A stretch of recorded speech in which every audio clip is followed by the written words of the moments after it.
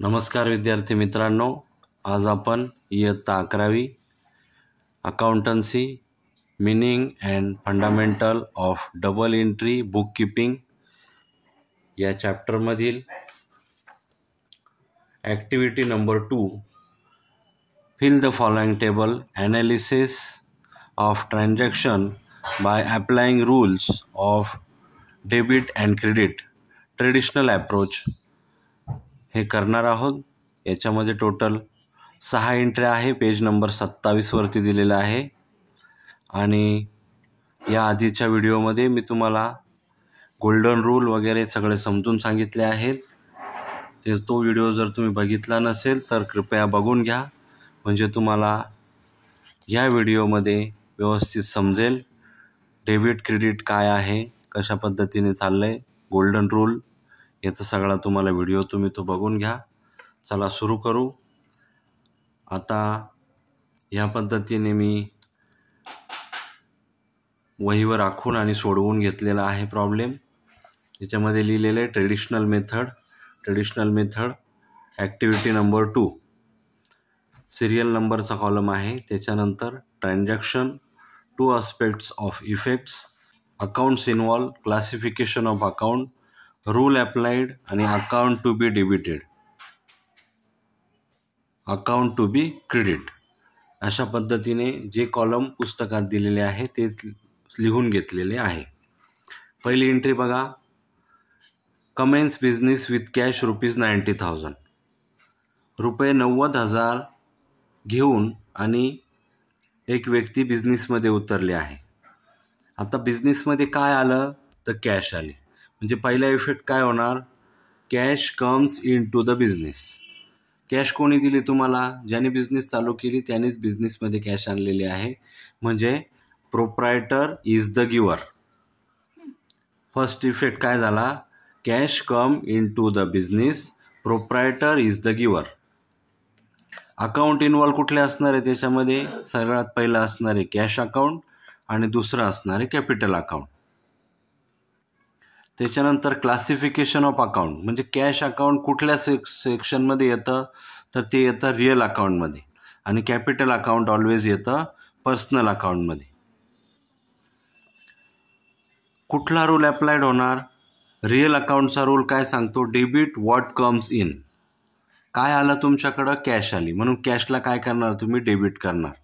आणि पर्सनल अकाउंटचा रूल काय सांगतो, क्रेडिट द गिवर, म्हणजे ज्याने कॅश आणली त्याला तुम्ही काय करणार, क्रेडिट करणार। ठीक आहे। त्याच्यानंतर पुढे अकाउंट कुठले इन्व्हॉल्व आहे, डेबिट, मग कोणाला डेबिट करणार तुम्ही, कॅशला डेबिट करणार आणि कॅपिटलला क्रेडिट करणार। Entry number 2, deposited cash into Dena bank ₹9,000, Dena बँकेमध्ये कॅश जमा केलेली आहे।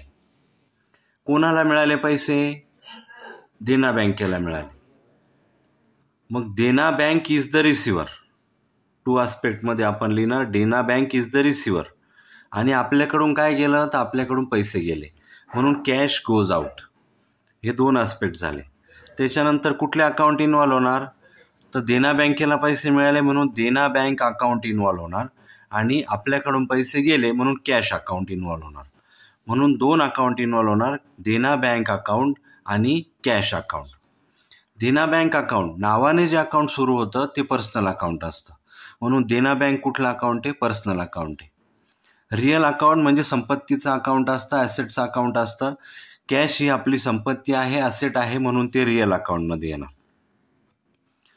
त्याच्यानंतर पुढे रूल अप्लाइड, पर्सनल अकाउंटचा रूल अप्लाइड होणार, डेबिट द रिसिव्हर, कोणाला डेबिट करणार, मग तुम्ही रिसिव्हर। कोणाला पैसे मिळाले, पर्सनल अकाउंटच्या नियमानुसार देना बँकेला पैसे मिळाले, म्हणून देना बँकेला तुम्ही काय करणार, डेबिट करणार इथे। आणि रिअल अकाउंटचा रूल काय सांगतो, क्रेडिट व्हॉट गोज आउट, काय गेलं त्याला क्रेडिट करा। मग रिअल अकाउंटच्या नियमानुसार काय गेलं, तुमच्याकडून कॅश गेली, म्हणून कॅशला तुम्ही काय करणार, इथं क्रेडिट करणार आहात। Entry number 3, withdraw cash from personal use, स्वतःच्या वापरासाठी बिझनेसमधून ₹1,500 काढले। स्वतःच्या वापरासाठी जर तुम्ही काही पैसे काढत असाल तर त्याला म्हणतात ड्रॉइंग, आणि टू आस्पेक्ट काय येणार मग, ड्रॉइंग मेड बाय प्रोप्रायटर. कोणी वापरले ते पैसे, ज्याचा बिझनेस त्यांनीच वापरले, म्हणून proprietor made by, drawing made by proprietor.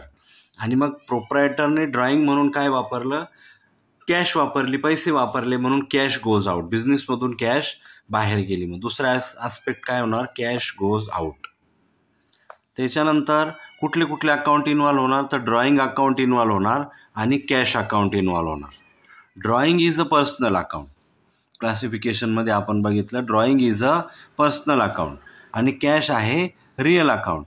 Personal अकाउंटचा रूल काय सांगतो, डेबिट द रिसिव्हर, म्हणून ड्रॉइंग अकाउंटला रिसिव्ह करणार, ड्रॉइंग अकाउंटला आपण डेबिट करणार. क्रेडिट व्हॉट गोज आउट, जे गेलं त्याला तुम्ही काय करा, क्रेडिट करा. मग तुमच्याकडून काय गेली, कॅश गेली, म्हणून कॅशला तुम्ही काय करणार, क्रेडिट करणार.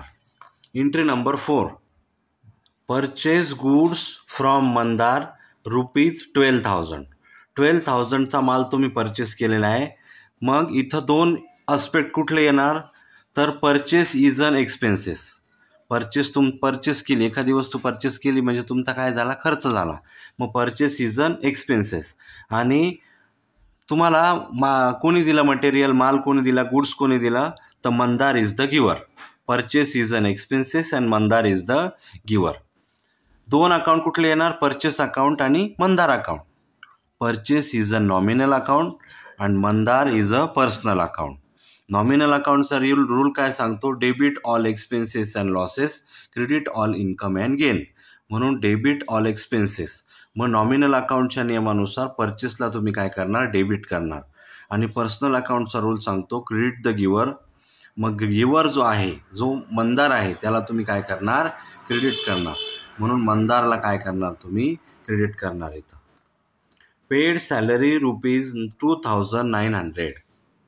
सॅलरी पेड केलेली, सॅलरी पेड केली म्हणजे सॅलरी पेड केली, तुमच्या खिशातून पैसे गेले म्हणजे सॅलरी इज आवर एक्सपेन्सेस आणि कॅश गोज आउट. हे 2 आस्पेक्ट झाले, सॅलरी अकाउंट आणि कॅश अकाउंट, हे 2 अकाउंट झाले. इथं salary account is a nominal account आणि cash account is a real account. मग नॉमिनल अकाउंटचा रूल काय सांगतो, डेबिट ऑल एक्सपेन्सेस, म्हणून सॅलरीला आपण डेबिट करणार. रिअल अकाउंटचा रूल सांगतो क्रेडिट व्हॉट गोज आउट, म्हणून आपण कॅशला काय करणार, क्रेडिट करणार. Entry number 6, received interest ₹4,000. Interest आलेला आहे तुमच्याकडं, म्हणजेच तुमचा इन्कम झालेला आहे, तुमच्या खिशात पैसे आलेले आहे. मग receive interest is our income आणि कॅश कम्स इन, हे 2 आस्पेक्ट झाले या एंट्रीचे. मग इन्कम झालेला आहे तुम्हाला, म्हणजे कॅश तुमच्या खिशामध्ये आलेली आहे, तर कॅश अकाउंट इन्व्हॉल्व होणार. आणि इंटरेस्ट मिळालेला आहे तर इंटरेस्ट अकाउंट इन्व्हॉल्व होणार. 2 अकाउंट कुठले इन्व्हॉल्व होणार, कॅश अकाउंट आणि interest account. Cash is a real account and interest is a nominal account. Real अकाउंटचा रूल सांगतो डेबिट व्हॉट कम्स इन आणि नॉमिनल अकाउंटचा रूल सांगतो credit all incomes. Debit what comes in, मग काय आलं तुमच्याकडं, कॅश आली, म्हणून कॅशला तुम्ही डेबिट करणार. आणि काय गेलं, क्रेडिट ऑल इन्कम, तर जो तुमचा इन्कम आहे त्या इन्कमला तुम्ही काय करणार, नॉमिनल अकाउंटच्या रूलनुसार क्रेडिट करणार, म्हणून इंटरेस्टला आपण क्रेडिट करणार. इथं कॅशला डेबिट, इंटरेस्टला क्रेडिट. ॲक्टिव्हिटी नंबर 2 आपली सोडवून झालेली आहे. हा व्हिडिओ तुम्हाला आवडला असेल तर नक्की लाईक करा, शेअर करा. नवनवीन व्हिडिओ पाहण्यासाठी माझ्या चॅनलला सबस्क्राईब करा. धन्यवाद.